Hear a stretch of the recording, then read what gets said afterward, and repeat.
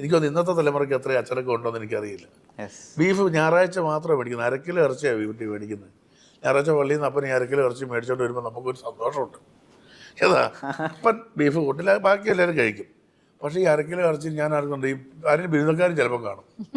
അപ്പോൾ അമ്മച്ചി എന്ത് വെച്ചാൽ ചില ഉരുളക്കിഴങ്ങ് സവോളയും കൂട്ടും, കൂട്ടിയിട്ട് ഒരു പെരളം കറി വെക്കും. അപ്പോൾ നിങ്ങൾക്ക് ആരും പറഞ്ഞാൽ വിശ്വസിക്കില്ല, രാവിലെ സ്കൂളിൽ കൊണ്ടുപോകാൻ ആ ചോറിൻ്റെ അറ്റത്ത് അമ്മച്ചി ആ സ്നേഹം കൊണ്ട് ചില കരിഞ്ഞ ഒലത്തിറച്ചിയില്ലേ, തേങ്ങാക്കൊന്നോട് കൂടി ശകലം മൂലയ്ക്ക് വെച്ചേക്കും. ഏതാ തലേദിവസത്തെ ബാക്കിയാ. ഇന്നൊക്കെ അങ്ങനെയാണോ? ഇന്നൊക്കെ ഓരോരുത്തർ മേടിക്കും 4-5 കിലോ ഇറച്ചി ഒരാഴ്ച മേടിച്ചിട്ട് അങ്ങ് തിന്നുക. മറ്റേത് കൊതിക്കുന്ന ഒരു കാലമില്ലേ, ഈ കൊതിച്ച് ജീവിച്ചവരെല്ലാം അതിനോടൊരു വില കൽപ്പിക്കും. കൊതിക്കണം നമ്മൾ.